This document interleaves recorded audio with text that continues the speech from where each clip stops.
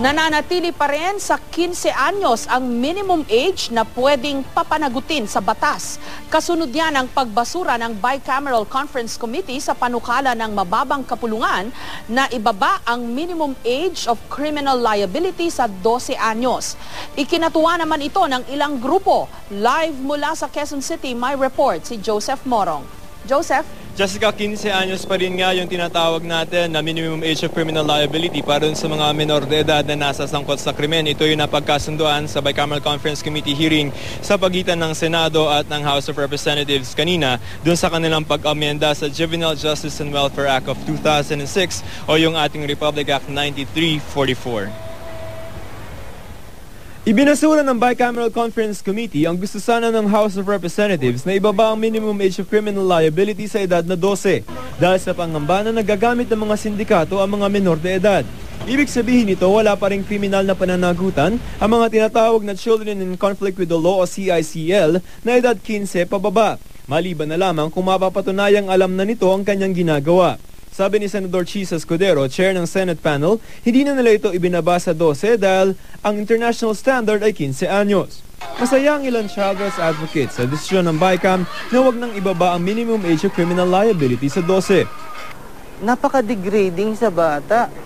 Si Richard ay isa sa mga peer educator sa isang pribadong rehabilitation facility para sa mga children in conflict with the law, ang House for Youth.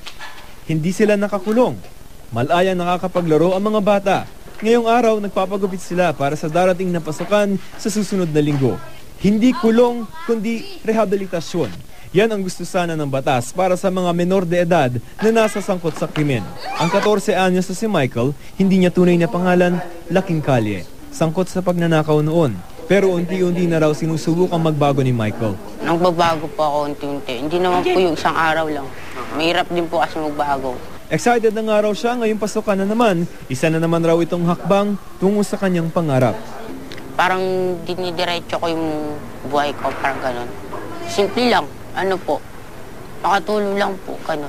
Makatulong din po sa mga kapuspalad. Ang 13 anyos naman na si Coco, hindi niya rin tunay na pangalan, ipinakita sa amin ang kanyang mga medalya sa eskwelahan. Top 1 siya ng kanyang klase. Na-rescue sa kalye si Coco.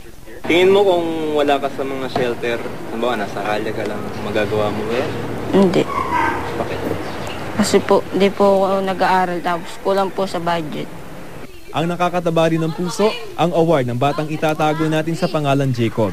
Sangkot sa pagnanakaw dati si Jacob, pero naiba ang takbo ng buhay niya sa House for Youth. Noong Marso, inawardan siya bilang most trustworthy o pinagkakatiwalaan. Saya po. Bakit? Kasi ano po, yung pagtitiwala sa akin ng teacher ko. Abang buhay yan, makakapag-reform yan.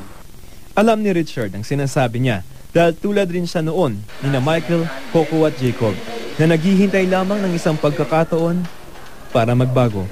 Naging beneficiary din ako ng isang malaking NGO before. Beneficiary meaning parang sila? Parang sila. Siguro, isa akong nasa Muntina or nasa city jail na.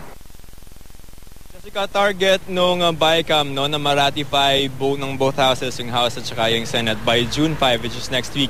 At pagkatapos niyan ay i-forward ito kay Pangulong Aquino para mapirmahan na. Jessica? Okay, napaka-masalimuot na issue nito, Joseph, no? Yung issue about yung criminal behavior ng mga bata, no? At what age nga ba kasi ang kumbaga age na alam na nila dapat ang tama at ang mali. Kaso kung tatanungin mo naman yung mga batang yan, I'm sure walang sasagot sa kanila na gusto nila yung kanilang ginagawa.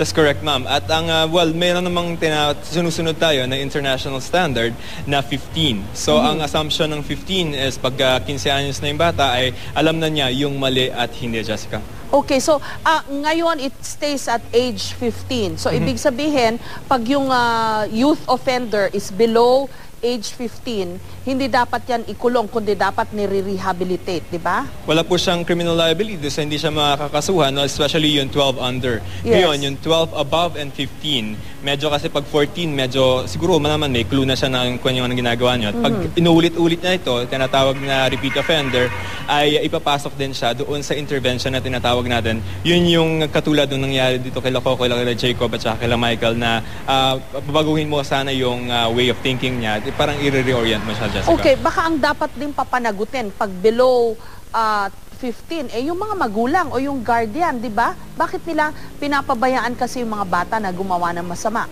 Correct, ma'am. Kasi una muna, ang psychology niyan is pag may bata tayong medyo napapariwara, ay sintomas kasi yan ng either problema sa kanyang lipunan o sa kanyang pamilya. Ngayon, kung halimbawa doon sa nagkaroon ng kasong isang bata na minor de edad, ay meron naman sa ibang mga kaso na may civil liability yung mga pera, especially kung halimbawa may mga involved na mga properties dyan o mga pera, may civil liability. But yeah, it's a complicated na parang kung halimbawang kailangan mong i-solve or i-rescue yung isang bata, ay kailangan mo ring rescue yung lipunan or yung environment kung nasan siya, Jessica. Okay, maraming salamat, Joseph Morong.